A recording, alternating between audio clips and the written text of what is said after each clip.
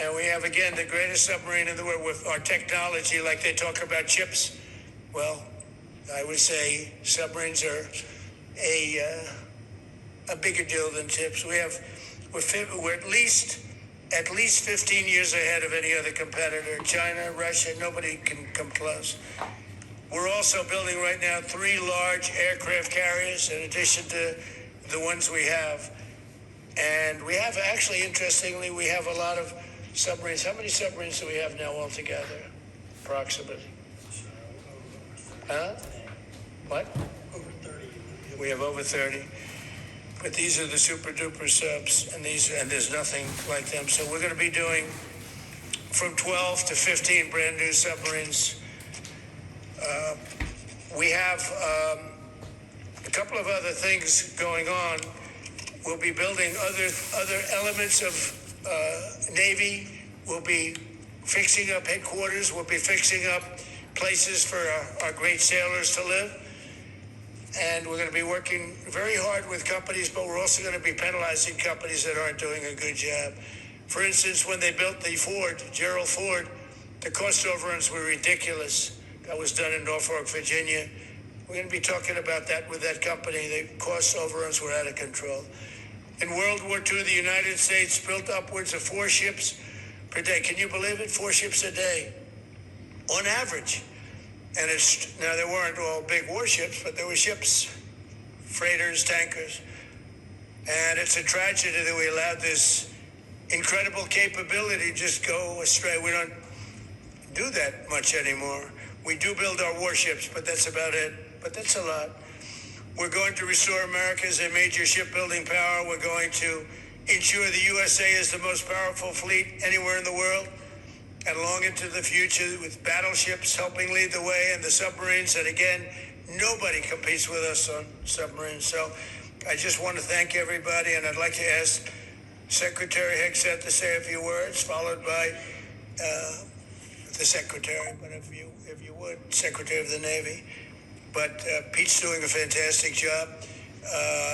By the way, we have drugs are down 96.2% coming into the United States.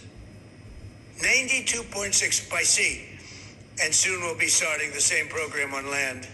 Land is much easier.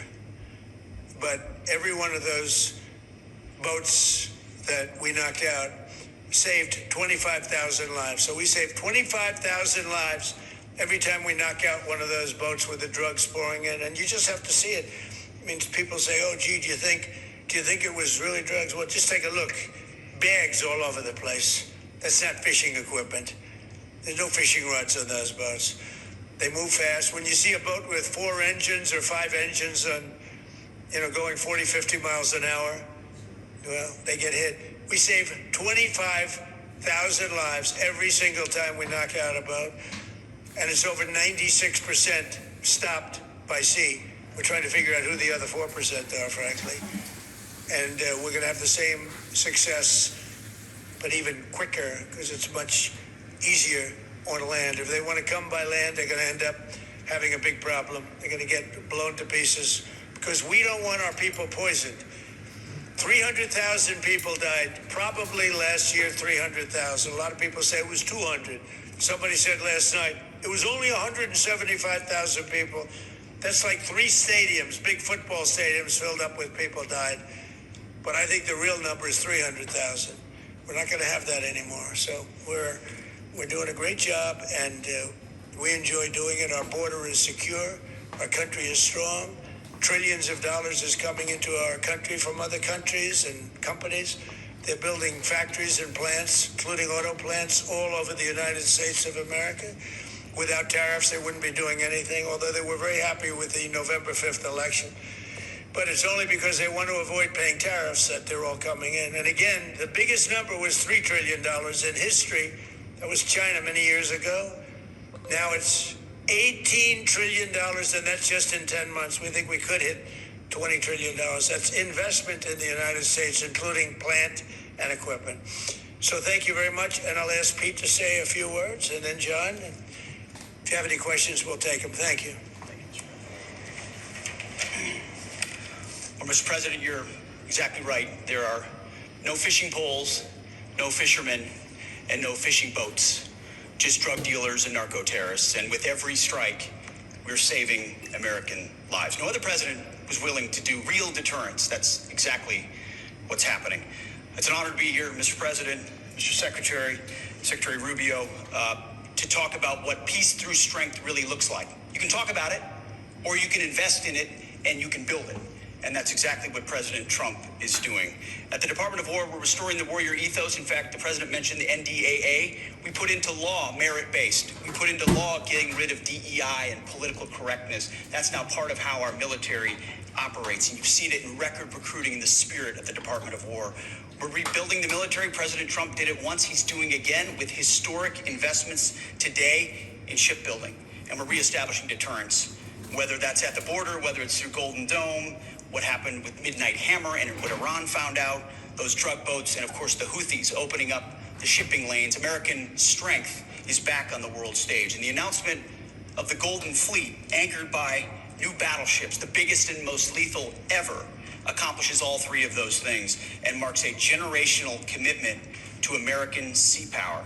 Across the entire department, we are developing new operational concepts, deploying cutting-edge technologies, and making major investments, including in our Navy. This is happening in all domains, including space, as the president has talked about before anyone else. So it's the highest of domains and the lowest of domains under sea, and especially today in sea power, that always has to be decisive, has been in the history of America, and will continue to be under the leadership of President Trump. We will make sure that anything that flows from our country and with our allies flows freely and uncontested. New and better ships will provide that deterrent today and for generations to come.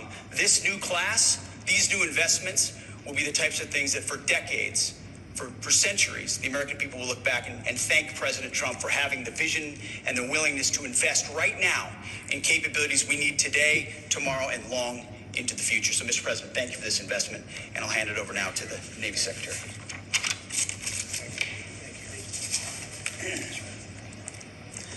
Mr. President, Secretary Hegseth, Secretary Rubio, thank you for being here on a very consequential day. From my very first conversation with President Trump about serving as a Secretary of the Navy, he's talked about the great Iowa-class battleship and why America doesn't build ships anymore with that kind of offensive firepower that takes the fight to the enemy.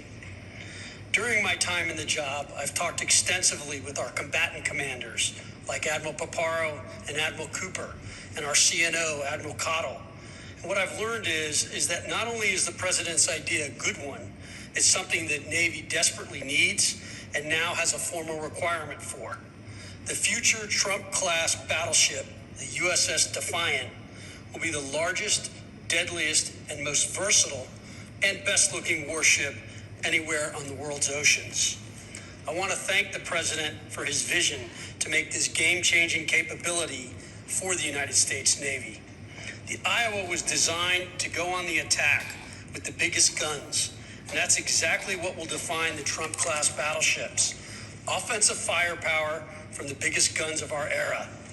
This ship isn't just to swat the arrows. It is going to reach out and kill the archers. And for the first time in generations, we'll have a new leg in America's nuclear deterrence, because the Trump-class battleship will carry the nuclear-armed, sea-launched cruise missile. Striking dominance isn't all that the Trump-class battleship brings to the fight at sea. It has the size and capacity to serve as a flagship for our fleet commanders so that they can command and control naval forces far out to sea.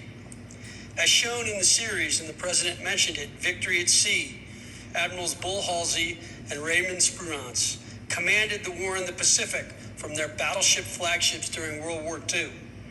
Now this new battleship will command everything from warships to drones and everything in between. We're going to make battle groups great again. And this is just one piece of the president's Golden Fleet that we're going to build with the investments he talked about.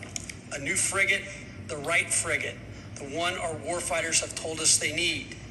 More amphibious power for our Marines with new capabilities like the medium landing ship. As part of the Navy's high-low mix, we're moving out aggressively on unmanned vessels with funding from the President's One Big Beautiful Bill to bring options to the fight and pull new, non-traditional defense partners into the American shipbuilding ecosystem. And we're making a generational investment in support ships.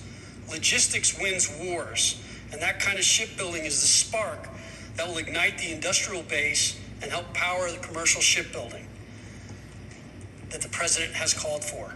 Under your leadership, Mr. President, we will have more tonnage and firepower under construction than ever before in our history. Building the President's Golden Fleet means jobs across the United States now. There'll be work for shipyards everywhere, from Philadelphia to San Diego, from Maine to Mississippi, from the Great Lakes to the Gulf Coast, and for manufacturers that will build components for this battleship in every state. The President has been clear. We must bring back our American maritime industrial might. And he has told me many times that as Secretary of the Navy, it is my job to equip our sailors to win the fight at sea with the finest ships in our history. To conclude, the USS Defiant battleship will inspire awe and reverence for the American flag whenever it pulls into a foreign port. It will be a source of pride for every American when it brings home our brave sailors who will sail defiant, raise their fists, and say, "We are peace through strength." And our adversaries will know when the Trump-class USS Defiant appears on the horizon, American victory at sea is inevitable. Thank you, Mr. President. Now, when a conflict arises, you are going to ask not one, but two questions. Where are the carriers and where are the battleships? Thank you. I just want to mention that John Phelan is one of the most successful businessmen in the country, in our country. It's been a tremendous success, and he wanted to do this. And for nothing, he's taken probably the largest salary cut in history. But he wanted to do it. He wants to rebuild our Navy, and you needed that kind of a brain to do it properly. So I just wanted to give you a little information on him, which is probably enough. But one of the most successful men in the country, and he's that because he understands it, and he understands finance in addition to what we're talking about. Somebody who's doing a fantastic job is Marco Rubio, Secretary of State. And Marco, maybe say a few words, and then we'll answer some questions. Thank you. Thank you, Mr. President. And I don't have much to add. This is a phenomenal presentation. Thank you, Mr. President. This is American industrial power returning. This is the ability, once again, to rebuild, to have industry in the United States. This is generational in the change, not just in terms of applying American war power, increasing our ability to protect the seas. The U.S. Navy is the single biggest source of peace in the world of all of our forces because it gives us a global footprint, but it rebuilds American industrial capacity. The ability to make things again in our country has been critical to what the President's agenda has been all about, and this is a tangible reminder of it. And I know the country's grateful for it, and generations of Americans will be grateful for it. So thank you. Thank you, Marco. By the way, I think I'd just like to point out that these ships are made of steel as opposed to aluminum. It's a big difference, as you know. Battleships, the great battleships, had 6 and 7 inch steel hulls, and these are going to be likewise made out of very powerful steel. Our steel industry is coming back very strongly, by the way. It's coming back at record numbers, and we're going to be using them for the steel, but as opposed to an aluminum side, which, in all fairness, is not the same. So, John, we're going with all steel, I understand, and that's going to be something that people are surprised, more expensive, but not even comparable in terms of the importance and the strength. Yeah, please. What's your timetable for these first two ships, and do you see them as a counter to China? We'll start almost immediately, and we'll probably talking about 2.5 years. And in terms of the mission, do you see it as a counter to China? It's a counter to everybody. It's not China. We get along great with China. I have a great relationship with President Xi. And not China. It's just everybody. You don't know who comes along. But we just wanted peace through strength. Hopefully we never have to use them. But there will never be anything built like these. Think of it. Those battleships are incredible. These have 100 times the power. Think of that. And they were big and they were powerful. You know, I thought about taking some that are in dry dock and changing them. And then when I said that, if we did, would be about, we could increase, if we doubled them, they'd be at like just a tiny fraction of what one of these was. This is the new technology, which is incredible. So we decided pretty early on not to do that. Yeah, please. Mr. President, Julio Rosas with Most Peaceful Media. You just referenced the lower amount of illegal drugs that are coming by sea, and you just said that you're going to start that same program on land soon. Are you just referring to Venezuela, or are you referring to other countries in Latin America? Anywhere drugs are pouring in, anywhere, not just Venezuela. No. Yes. Speaking of Venezuela, oil. What are we going to do with the oil that we have? Going to do with what? The oil that has been seized. The United States seized 1.9 million barrels of oil on December 10th. We're going to keep it. We're keeping it. Where's it? Are we going to sell it or put it in the strategic Maybe oil we'll sell it. Maybe we'll keep it. Maybe we'll use it in the strategic reserves. We're keeping it. We're keeping the ships also. Yeah, please. About Venezuela, sir, have you spoken to American oil companies that have had their assets seized about what a post-Maduro Venezuela would mean for them, what coming back and restarting operations? The big ones, yeah. I have. Yeah, please. Why do you feel like this initiative was neglected for so many years, and does this come amidst the rising tensions between the U.S. and Venezuela? We're talking about with Venezuela? Yes.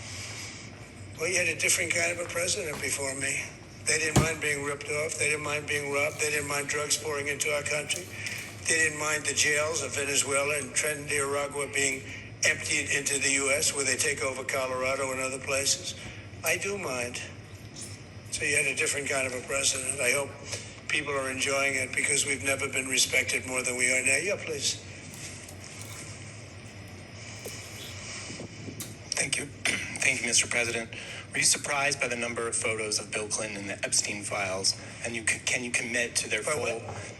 And were you surprised by the number of photos of Bill Clinton in the Epstein files?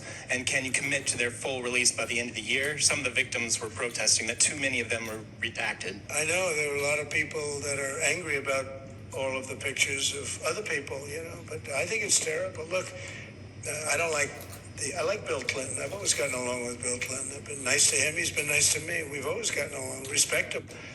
I hate to see photos come out of him, but this is what the Democrats, mostly Democrats, and a couple of bad Republicans are asking for. So they're giving their photos of me too. Everybody was friendly with this guy, either friendly or not friendly, but he was around. He was all over Palm Beach and other places. The head of Harvard was his best friend, Larry Summers, and Bill Clinton was a friend of his. But everybody was. I actually threw him out of Mar-a-Lago, and as a person that was in Mar-a-Lago, I threw him out. This is Mar-a-Lago. It's the hottest place I think it's the hottest place in the world, but it's the hottest place in Florida. And everybody would come here. He'd come here. We actually threw him out. But no, I don't like the pictures of Bill Clinton being shown. I don't like the pictures of other people being shown. I think it's a terrible thing. I think Bill Clinton's a big boy. He can handle it. But you probably have pictures being exposed of other people that innocently met Jeffrey Epstein many years ago. And they're, highly respected bankers and lawyers and others. And they'll end up, because of guys like Massey, who's a real lowlife, whose polls are down to about 9%, by the way, in the great state of Kentucky. If you look at Kentucky, Kentucky is such a great place, but I don't know, they've got a couple of people on there that are very strange in terms of leadership. But Massey's a loser, and he likes it, and that he works with the Democrats. He's just being used by the Democrats, because what this whole thing is with Epstein is a way of trying to deflect from the tremendous success that the Republican Party has. Like, for instance, today we're building the biggest ships in the world, most powerful ships in the world, and they're asking me questions about Jeffrey Epstein. I thought that was finished. I believe they gave over 100,000 pages of documents, and there's tremendous backlash. It's an interesting question, because a lot of people are very angry that pictures are being released of other people that really had nothing to do with Epstein, but they're in a picture with him because he was at a party, and you ruin a reputation of somebody. So a lot of people are very angry that this continues. A lot of Republicans are angry because of the fact that it's just used to deflect against a tremendous success. Look, we have $18 trillion coming into our country. We have, I believe, we're going to have the most successful economy in history. We inherited a mess. Now prices are coming way down. Gasoline is less than $2 in some states, $1.99, $1.97, $1.95 a gallon. $1.95. Think of that. A gallon. Nobody ever thought they'd see that. They don't want to talk about that. They want to talk about Epstein. And the problem is a lot of Democrats are being caught up in the web, like Larry Summers. Larry Summers was the head of Harvard. He's now been forced to resign from every board he's on, and he was thrown off the Harvard board. Now he was at Epstein's Island a lot. I wasn't. I never went there, by the way. But fortunately, it's nice. But I never went there. But a lot of people did go there. But instead of talking about the battleships, or instead of talking about most favored nations drugs, we're bringing down drug prices like at a level that has never even been thought of, by thousands. Think of it, by 1,000%, by 1,200, 1,300, 1,400% in some cases. A drug that sells for $10 in London is costing $130 in New York.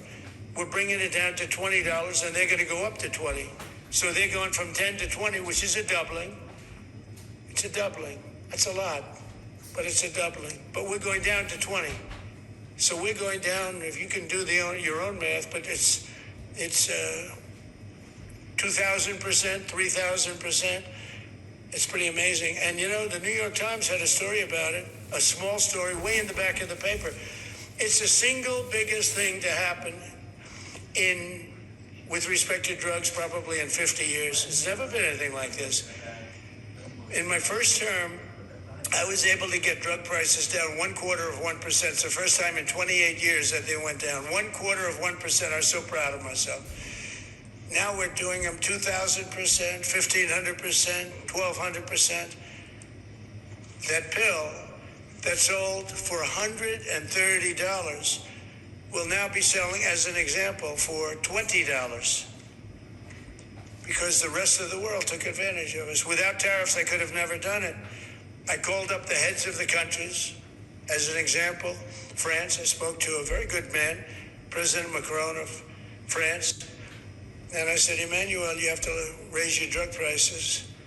He said, no, we will not do that. I said, you have to. He said, no, I don't want to do that. Look, you're asking me if I go to $10 to $20. You're going to come way down to 20. We don't want to do that. Now, in all fairness, no other president even tried. But if they did try, there was actually a fake story in stupid USA Today. I didn't even think they'd make it anymore. I haven't. But I saw a story where Biden was trying to do this. Biden never tried to do it. Biden didn't know he was alive. He never tried to do it. But they're taking it from $10 to 20. So he would say, and the other leader said the same thing. No, we won't do it. I said, no, you're going to do it 100%. They said, nope, we're not doing it. We're not going to double our price. Because, again, if you go from $10 to $20, they're doubling their price. We're coming down, though, from $130 to $20 because we're going to get the lowest drug prices in the world. Whatever the lowest price is called favored nations. We're going to have the lowest price. So I said, no, you're going to. No, I will not do this. Politically, it's unacceptable. I said, Emmanuel, you're going to do it 100%. Please accept it now. Be nice. You're going to do it 100%. No, I will not. I said, yes, you are. He said, why do you keep telling me I am when I'm not? Because if you don't do it, I'm going to put a 25% tariff on everything France sells into the United States of America. And that's approximately 20 times more than I'm asking for with respect to drug prices. He said, I see. I agreed to do it. Every other country said the exact same thing. They all said, nope, I will not do it. I said, all right, on Monday morning, you'll have the 25% tariff, everything you sell. In the case of France, it was wine, champagne, cars, everything they sell. It's 25 to 30 times the price of what we're talking about, at 25%. Every single country agreed. And that was a big problem. The drug companies were difficult, but fine, because we have a certain control over the drug companies.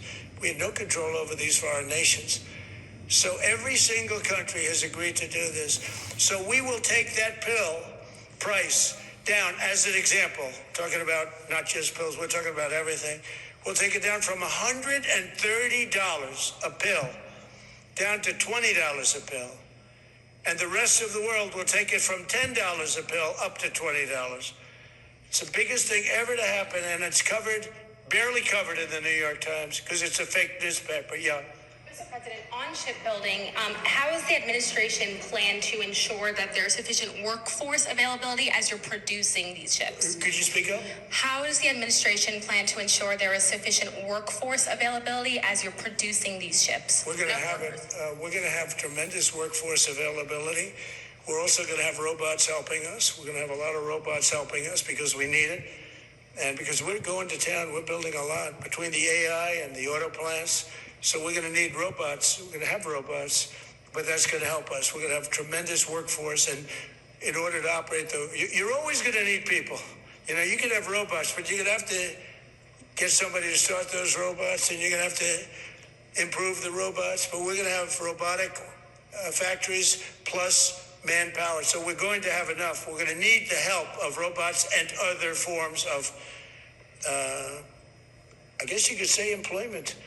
We're going to be employing a lot of artificial things, but the beauty is we're going to have more jobs than we've ever had. Just so you know, a number came out the other day. We have more jobs right now in the United States. More people are working right now in the United States than at any time in the history of our country. Think of that. Pretty amazing. So we'll have the help of, mechanical help, if you want to call it that, but we'll have tremendous employment. They'll be paid a lot of money. They'll do better than they ever did. Okay? Yeah. Mr. President, some may have been expecting a different kind of announcement today, hearing your Secretary of War and Secretary of State here. You mentioned strikes on land in Venezuela more than 15 times, even now, just in your recent remarks. Why should Maduro take your threats seriously? And he can do whatever he wants. What's your end game? Maduro? What's your end game? There's no answer. He can do whatever he wants. I mean, we have a massive armada formed, the biggest we've ever had, and by far the biggest we've ever had in South America. He can do whatever he wants. It's all right. Whatever he wants to do. If he wants to do something, if he plays tough, it'll be the last time he's ever able to play tough. But they sent their prisoners into us. They sent people from jails, prisons. They sent people from mental institutions and insane asylums into the United States, just walked right in because Biden had an open border policy. What the Biden administration did to our country can never be forgotten. They took in millions and millions, 25 million people over the course of 4 years.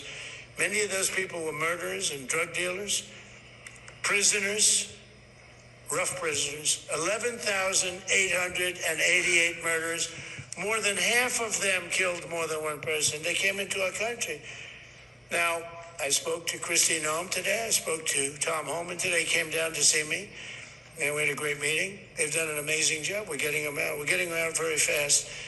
But this should have never happened. But Venezuela was Venezuela took advantage of the open borders that Biden created more than any other country. Tren de Aragua, we had gangs all over. Look, I mean, you have a very weak governor in Colorado. Look what happened in Colorado where they would occupy apartment houses. And he didn't want to do anything about it because he was scared. Any other questions? Yeah, go ahead, please. So in response to the United States taking sanctioned oil from Venezuela, Colombian President Gustavo Petro criticized the United States by saying, well, the Southwest is stolen land and that it should be returned to Latin America. I just wanted to know what your response to that is. Well, he has to watch because, he's got drug factories. They make cocaine in Colombia. And he's no friend of the United States. He's very bad guy. And he's got to watch his ass because he makes cocaine and they send it into the United States of America from Colombia. We love the Colombian people.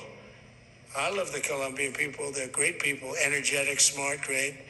But their new leader is a troublemaker. And you better watch it. You better close up those cocaine factories. They have at least 3 major cocaine factories. We know where they are. You better close them up fast, yeah. By the way, it's made and sold into the United States. Comes through Mexico.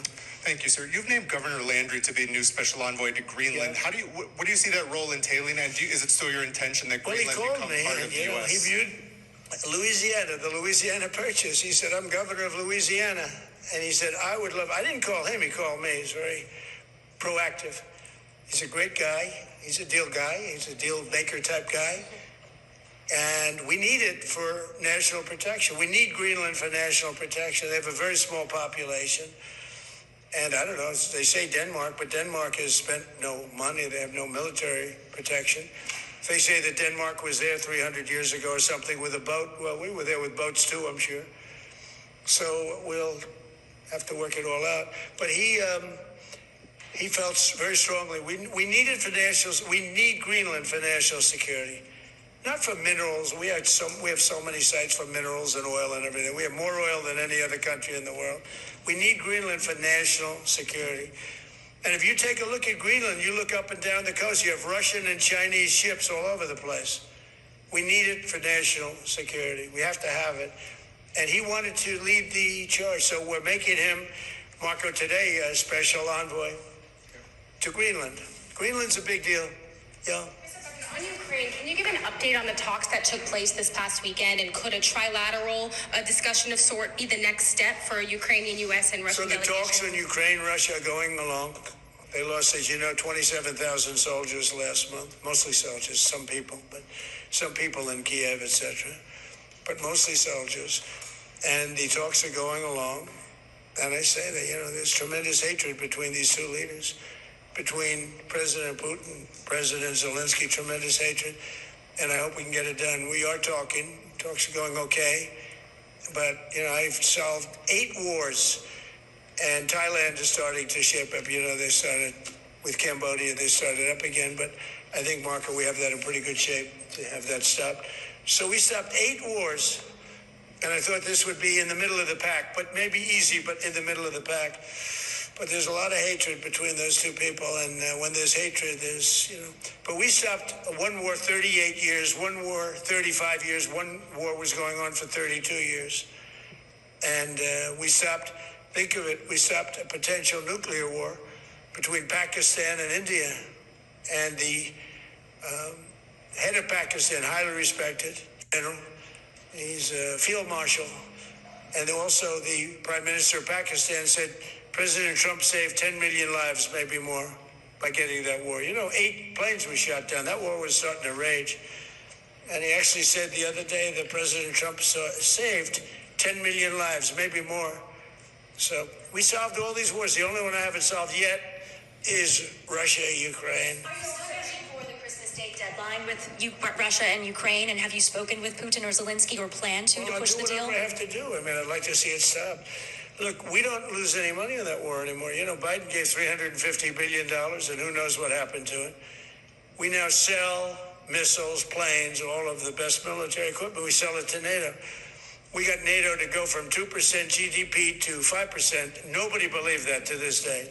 Nobody's going to write that, but nobody believed it.